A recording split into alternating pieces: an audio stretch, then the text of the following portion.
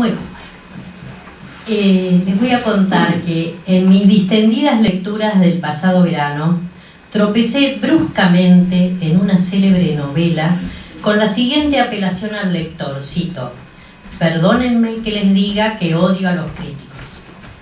Semejante juicio de valor con el que comienza el risueño capítulo titulado Los ojos de Emma Bovary de la novela de Julián Barnes, El loro de Flaubert, tuvo la virtud de descolocarme del placentero fluir de la lectura veraniega para, lápiz en mano, prepararme a refutar. Era evidente que el sopor de la humedad tigrense había borrado mi delimitación de la realidad, provocando mi caída en las trampas de la ficción. De todas formas, si bien se reconoce desde el inicio que la novela de Julián Barnes parodia, entre otros, los discursos crítico-literarios, pensé que la máscara del narrador no llega a ocultar una temática tal vez propia del autor implícito. Y entonces, el tiempo de la lectura cerró su fluir hedónico para realizar en mi mente un rápido recorrido por diversos críticos cuya obra podría haber justificado la opinión anterior.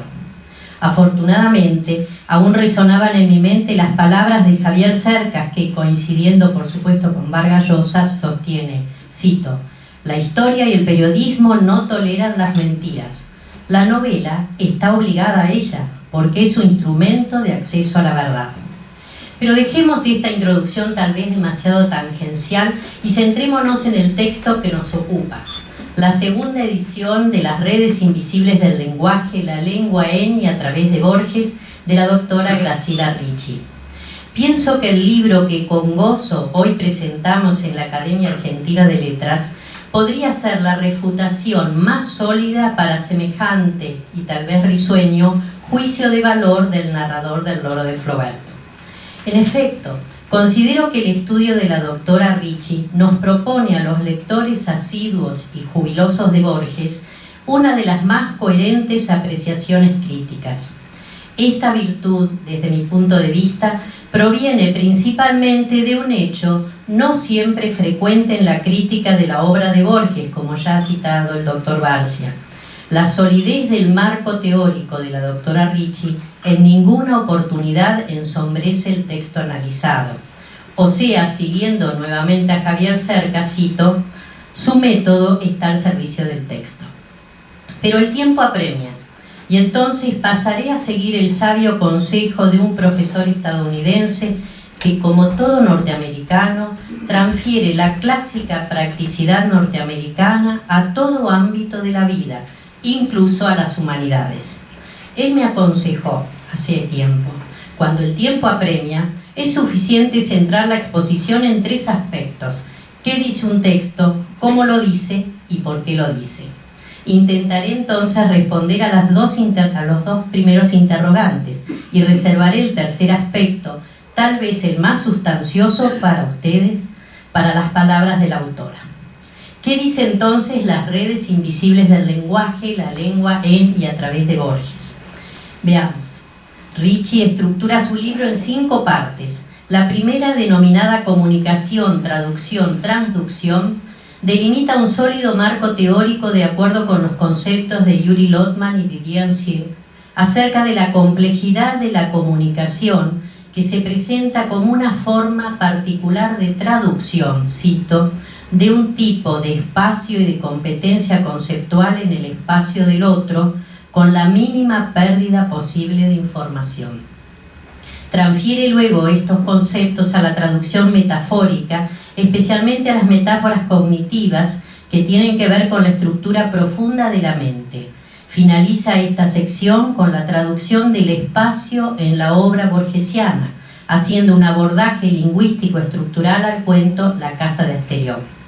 La segunda parte enfoca las dimensiones que la lengua adquiere en el mensaje borgesiano. Analiza la relación centro-periferia, la importancia del símbolo de la caverna, el concepto de frontera, y traslada esta perspectiva a una personal interpretación del poema de Borges titulado Elegía de un parque.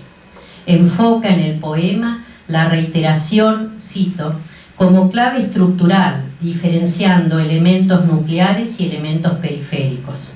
Ricci destaca que esa metodología, cito, nos puede proporcionar informaciones relevantes sobre las intenciones conscientes e inconscientes del autor y su manera de organizar el mundo a través del texto.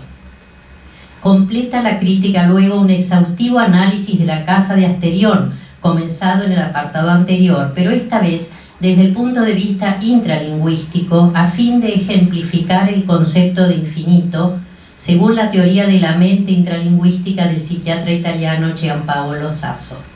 Con respecto a esta temática del infinito, notemos la nueva dimensión que la crítica de Ricci añade, entre otros, al célebre texto de Ana María Barrenechea.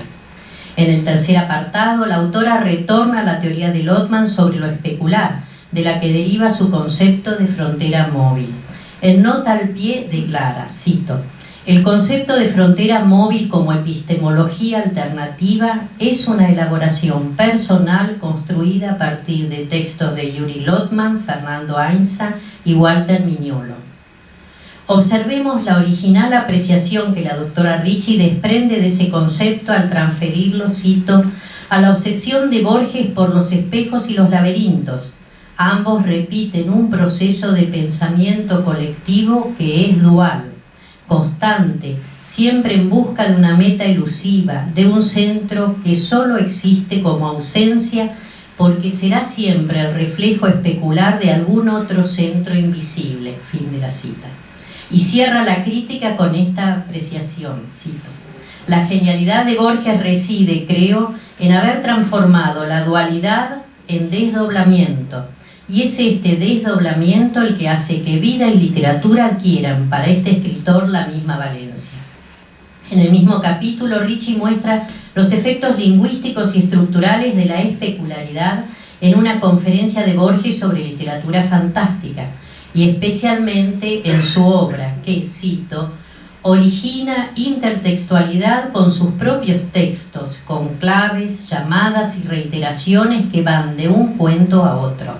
Ejemplifica este proceso de autorreiteración afirmando, cito, que el germen de la historia narrada en las ruinas circulares lo podemos rastrear en el cuento La escritura del Dios, en el cual Borges introduce un sueño soñado por el protagonista, que reproduce la imagen de la vida como laberinto onírico. Insiste Ricci que esta idea ya aparece, cito, como reflexión en La otra muerte, cuando el narrador afirma, ya los griegos sabían que somos las sombras de un sueño.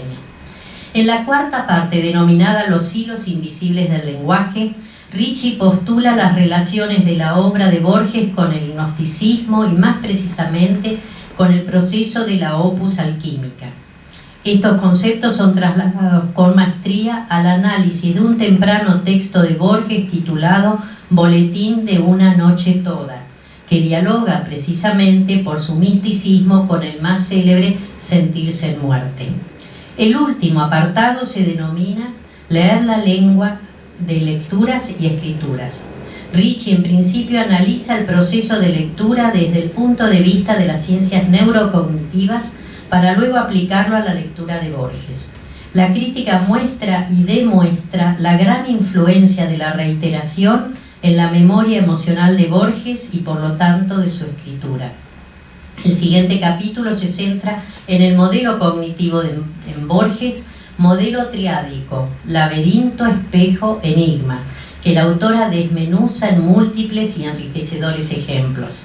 Los dos últimos capítulos de este quinto apartado constituyen su nuevo aporte a la edición actual respecto de la edición aparecida en Sevilla en el año 2002. La autora lo especifica destacando el perfil didáctico de su propuesta en la nota a la presente edición, cito, de los dos capítulos que se agregan, el 13º aplica la metodología cognitiva de Borges al aprendizaje lingüístico.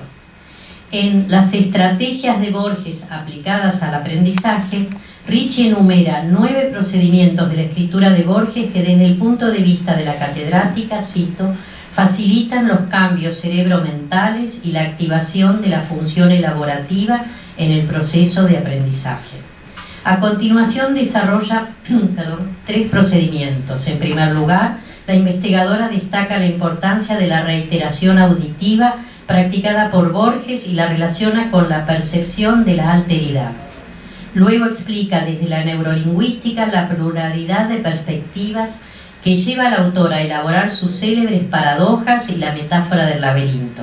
Y por último, desarrolla la función de las neuronas mirror y demuestra la estrecha relación entre, cito, la génesis del significado y la función narratológica. Más adelante, Ricci insiste en la necesidad de un abordaje plural a la lectura de los textos de Borges, proponiendo, cito, la alianza de la ciencia, sobre todo las ciencias neurocognitivas, con el espíritu poético y sagrado, pues así se favorecerá la apertura hacia nuevos horizontes de investigación. Finalmente, el capítulo 14 proyecta la lectura borgesiana al siglo XXI y a las incógnitas del futuro, analizando desde su marco teórico la forma mentis del ser humano en esta particular panorámica histórica. La consideración de la mente como espacio arquitectónico deviene en una interesante explicación de la relación identidad-alteridad, que según la autora está siendo modificada por la gran cantidad de disonancias cognitivas del actual momento histórico que incrementan el paradigma de la complejidad al que se ha referido, ¿no es cierto?, el doctor Barcia. De esta forma, las teorías de Ricci enriquecen la célebre interpretación de Sarlo sobre Borges como escritor de las orillas.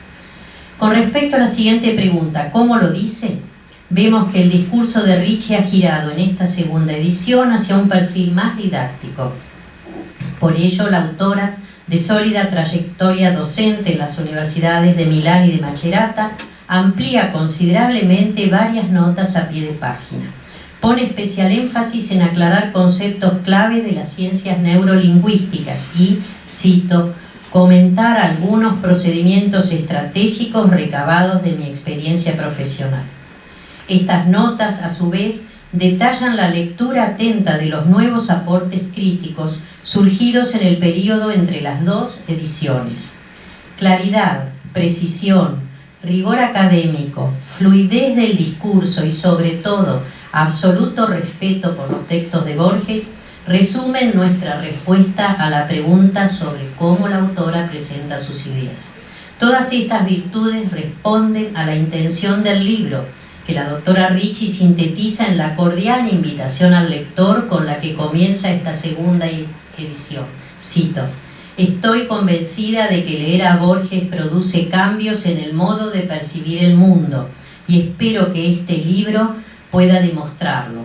Para saber si he logrado mi cometido, dejo al lector la última palabra.